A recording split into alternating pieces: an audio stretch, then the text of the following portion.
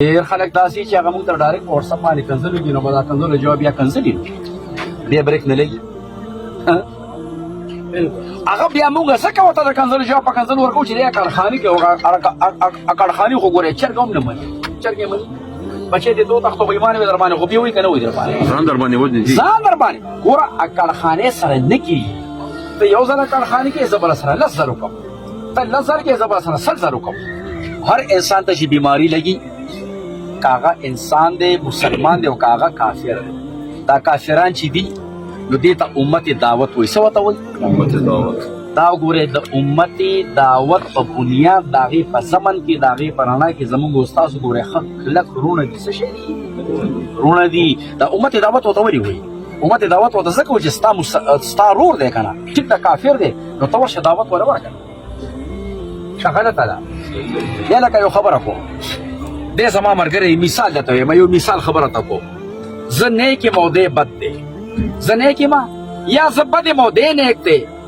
او زما رور دی زما سره یا مې ګاونډي دی یا را سره ګرځي یا را سره هسې دعا سلام دي زه غلط کار کوم نو دله پکار دي که نه چې زما اصلاح وکړي چې ما منع کړي تاسو پکې څه وایئ یا دې غلط کار کړي نو ما له پکار دي که نه چې زه په یو طریقه اصلاح وکړم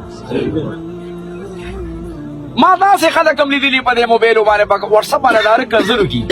نو زه ورته یم یاره که دا ته بدماشي کې کاسې زما اصلاح کول غواړې کما کې غلطي خو نو زما اصلاح وکړه که نه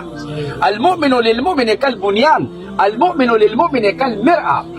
مسلمان د مسلمان پوشتی ده داغ داغمت کا ہو سب داغدار ہے بے داغ وہ ہے جو پروردگار ہے داسې میوه نشته چې کونه کې ډکې نشته زه به ټیک ده زه به ملا یم زه به مقرر یم زه به دم والی یم زه به پیر یم دې کې شک نشته خو انسان خو یم کیدای شي داسې یو غلطۍ په ما کې وي خو به ما ته نه ښکاري زما ضمیر به په هغې باندې د بدو فیصله نه ورکوي زما زړه به د هغې د بدو فیصله نه ورکوي خو تا ته به ښکاري زما ستا تجربه به زما نه لږه زیاته وي نو خو ما زما پکې اصلاح وکړه که نه نو ما ته کنځل ولې هسې یو خبر حق کوم که بد اصلاح مې وکړه که نه راته ووایه چې یاره وروره دا غلطۍ یې درکړې زما یو مسلمان رورې عالم راته وایه ما په نوم راته ووایه زما یو مسلمان رورې وی کېدی شي چې زه غلط یم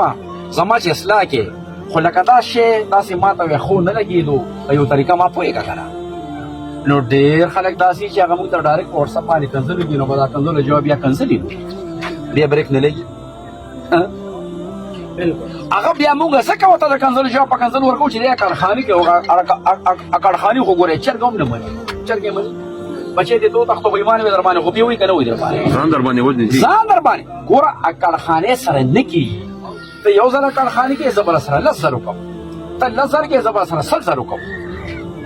که اسلام کې ایز برادرز په مثال درونو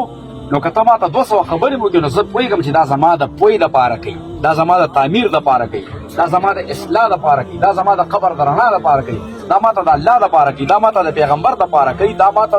د ښې لارې دپاره کوي نو که ته ورسره ما لس ګزاره مو وایې که نه نو هغه به بیا زه ثواب ګڼم